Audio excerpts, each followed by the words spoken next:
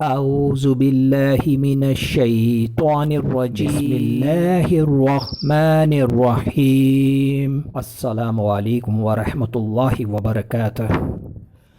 معراج پیغمبر اسلام کی زندگی کے ان واقعات میں سے ہے جنہیں دنیا میں سب سے زیادہ شہرت حاصل ہوئی ہے۔ عام روایت کے مطابق یہ واقعہ ہجرت سے 1 سال پہلے 27 رجب کی شام کو پیش آیا۔ اس کا ذکر قرآن پاک میں بھی ہے اور حدیث میں بھی۔ قرآن یہ بتاتا ہے کہ معراج کس غرض کے لیے ہوتی ہے اور اللہ نے اپنے رسول کو بلا کر کیا ہدایات دی تھیں۔ حدیث یہ بتاتی ہے کہ معراج کس طرح ہوئی اور اس سفر میں کیا واقعات پیش آئے۔ اس واقعے کی تفصیلات 28 ہم اثر راویوں کے ذریعے ہم تک پہنچی ہیں۔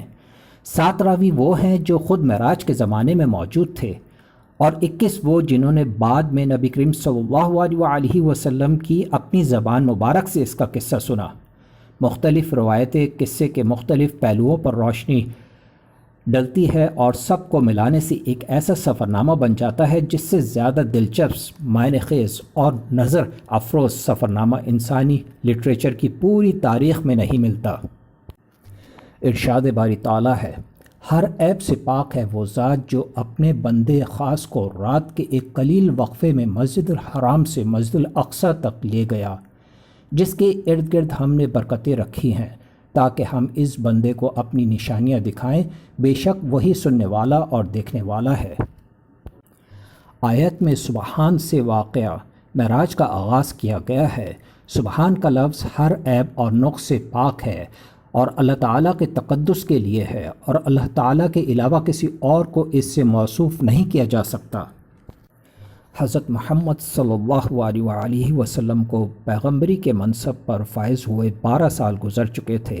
52 سال کی عمر تھی۔ حرم کعبہ میں سو رہے تھے۔ یک جبریل امین نے آ کر آپ کو جگایا، نیم خفتہ اور نیم بیدار حالت میں اٹھا کر آپ کو بیت اللہ شریف کے برابر حتیم میں لے گئے اور بیت اللہ شریف کے ساتھ کھڑا کر کے سینہ چاک کیا اور پھر دل کو باہر نکالا اور دل کو آب زمزم سے بہت اچھی طرح دھو کر صاف کر دیا اور اس کے بعد دوبارہ دل کو سینے کے اندر رکھ کر سینے کو دوبارہ پیک کر دیا، یعنی دل کو حلیم اور بردباری اور دانائی اور ایمان و یقین سے بھر دیا۔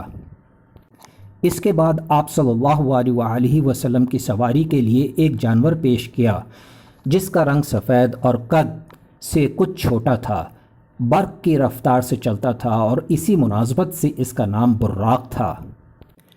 جب آپ سوار ہونے لگے تو وہ چمکا۔ جبریل امین نے تھپکی دی اور کہا، دیکھ کیا کرتا ہے، آج تک محمد صلی اللہ علیہ وسلم سے بڑی شخصیت کا کوئی انسان تجھ پر سوار نہیں ہوا ہے۔ پھر آپ صلی اللہ علیہ وسلم اس پر سوار ہوئے اور جبریل امین آپ صلی اللہ علیہ وسلم کے ساتھ چلے۔ پہلی منزل مدینے کی تھی جہاں اتر کر آپ صلی اللہ علیہ وسلم نے نماز پڑھی۔ جبریل امین نے کہا، اس جگہ آپ ہجرت کر کے آئیں گے۔ دوسری منزل طور پر سینہ کی تھی جہاں اللہ حضرت موسیٰ علیہ السلام سے ہم کلام ہوئے۔ تیسری منزل بیت الحم کی تھی جہاں حضرت عیسیٰ علیہ السلام پیدا ہوئے۔ چوتھی منزل پر بیت المقدس تھا جہاں براق کا سفر ختم ہوا۔ ایک اور بات یہ بھی تھی کہ جس وقت نبی پاک صلی اللہ علیہ وسلم مسجد الحرام سے روانہ ہو رہے تھے تو اس وقت آپ صلی اللہ علیہ وسلم نے کچھ توقف فرمایا۔ جبریل امین نے اس پس و پیش کی وجہ سے دریافت کی تو آپ صلی اللہ علیہ وسلم نے ارشاد فرمایا، مجھ پر تو اللہ رب العزت کی اس قدر نوازشات ہیں، مگر روز قیامت میری امت کا کیا ہوگا، میری امت پل صراط سے کیسے گزرے گی؟ اسی وقت اللہ تعالیٰ کی طرف سے بشارت دی گئی، اے محبوب آپ امت کی فکر نہ کیجیے، ہم آپ کی امت کو پل صراط سے اس طرح گزار دیں گے کہ اسے خبر نہیں ہوگی۔ اس واضح بشارت کے بعد سرکار دو عالم صلی اللہ علیہ وسلم براق پر سوار ہوئے تھے۔ جبریل امین نے رکاب تھامی، میکائیل نے لگام پکڑی، اسرافیل نے زین سنبھالی، جس کے ساتھ ہی 50,000 فرشتوں کے سلام کی صدا سے آسمان گونج اٹھے۔ براق کی تیز رفتاری کا یہ عالم تھا کہ جہاں تک نظر کی حد تھی وہاں وہ قدم رکھتا تھا۔ براق کا سفر اس قدر تیزی کے ساتھ ہوا کہ جس تک انسان کی عقل پہنچ ہی نہیں سکتی۔ ایسا لگتا تھا ہر طرف موسم بہار آ گیا ہے، چاروں طرف نور ہی نور پھیلتا چلا گیا۔ جس وقت مسجد اقصیٰ پہنچے وہاں تمام انبیاء اکرام کی نماز کی امامت فرمائی۔ پھر آپ صلی اللہ علیہ وسلم آسمانوں میں اللہ تعالیٰ سے ملاقات کرنے تشریف لے گئے۔ وہاں اللہ تعالیٰ نے آپ صلی اللہ علیہ وسلم کو جنت اور دوزخ سب کچھ دکھایا۔ پہلے آسمان پر جس وقت پہنچے تو آسمان کے دروازے پر دستک دی گئی۔ آواز آئی، کون ہے؟ جبریل امین نے جواب دیا، میں جبریل ہوں۔ آواز آئی، آپ کے ساتھ کون ہے؟ جواب دیا، یہ محمد صلی اللہ علیہ وسلم ہیں۔ آج کی رات انہیں آسمانوں پر پذیرائی بخشی جائے گی۔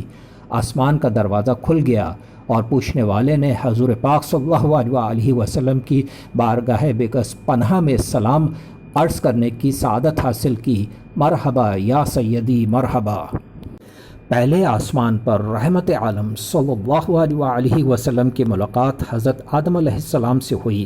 انہیں بتایا گیا کہ یہ آپ کے جلیل القدر فرزند ہیں، خاتم المرسلین ہیں، یہی حضرت محمد صلی اللہ علیہ وسلم ہیں۔ آقا دو جہاں حضرت محمد صلی اللہ علیہ وسلم نے دادا جان کہہ کر آدم علیہ السلام کی بارگاہ میں سلام ارشاد فرمایا۔ حضرت آدم علیہ السلام نے سلام کا جواب دیا اور اپنے عظیم فرزند کو دعاؤں سے بھی نوازا۔ اس کے بعد مہمان عرش حضور پاک صلی اللہ علیہ وسلم کو دوسرے آسمان کی طرف لے جایا گیا۔ پہلے آسمان کی طرح دوسرے آسمان کا بھی دروازہ کھلا۔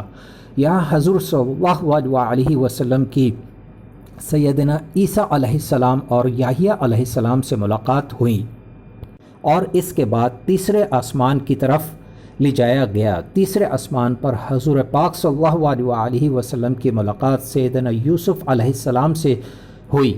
تیسرے آسمان کے مشاہدات نورانی کے بعد حضور پاک صلی اللہ علیہ وسلم کو چوتھے آسمان کی طرف لے جایا گیا۔ چوتھے آسمان پر تاجدار کائنات صلی اللہ علیہ وسلم کی ملاقات حضرت ادریس علیہ السلام سے ہوئی اور اس کے بعد پھر رسول پاک صلی اللہ علیہ وسلم کو پانچویں آسمان کی طرف لے کر گئے۔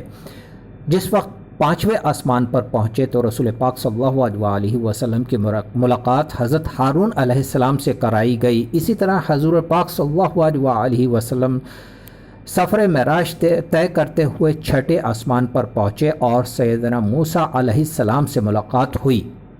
حضرت موسیٰ علیہ السلام کی چشمان مقدس اشک بار ہو گئیں۔ حضور پاک صلی اللہ علیہ وسلم کی عظمت و رفعت کو دیکھ کر رشک کے آنسو جھلک پڑے۔ آپ صلی اللہ علیہ وسلم کی زبان اقدس سے بے اختیار نکلا کہ خدائے بزرگ و برتر کی یعنی حضرت موسیٰ علیہ السلام کی زبان اقدس سے بے اختیار نکلا کہ خدائے بزرگ و برتر کے یہ وہ برگزیدہ رسول ہیں جن کی امت کو میری امت پر شرف عطا کیا گیا، میری امت پر جسے بزرگی عطا ہوئی اور یہ وہی رسول برحق ہیں جن کی امت کو میری امت کے مقابلے میں کثرت کے ساتھ جنت میں داخل کیا جائے گا۔ مہمان ذی حشم حضور رحمت رسول پاک صلی اللہ علیہ وسلم کی ملاقات ساتویں آسمان پر حضرت ابراہیم علیہ السلام سے ہوئی۔ اللہ رب العالمین نے رسول پاک صلی اللہ علیہ وسلم کو تمام کائنات کی سیر کرائی، اپنے قدرت کے مناظر دکھائے، جنت و دوزخ دکھائی، بیت المعمور جس کا 70,000 فرشتے روزانہ طواف کرتے ہیں دکھایا، اور اس کے بعد سدرۃ المنتہا آسمانوں اور زمینوں پر حیات بعد الموت کے مناظر دکھائے۔ سارے مناظر دیکھنے اور ہر طرف کی سیر کرنے کے بعد اللہ اور اس کے رسول صلی اللہ علیہ وآلہ وسلم کی ملاقات ہوئی۔ اللہ رب العالمین اور رسول پاک صلی اللہ علیہ وآلہ وسلم کے درمیان فاصلہ صرف اتنا تھا جتنا ایک تیر کمان کا ہوتا ہے۔ اس وقت اللہ رب العالمین نے رسول پاک صلی اللہ علیہ وآلہ وسلم کو 3 تحفے دیے۔ پہلا تحفہ 5 وقتہ نماز، دوسرا تحفہ سورہ بقرہ کی آخری آیات، تیسرا تحفہ امت میں سے جس نے شرک نہ کیا ہو اس کی بخشش اور مغفرت۔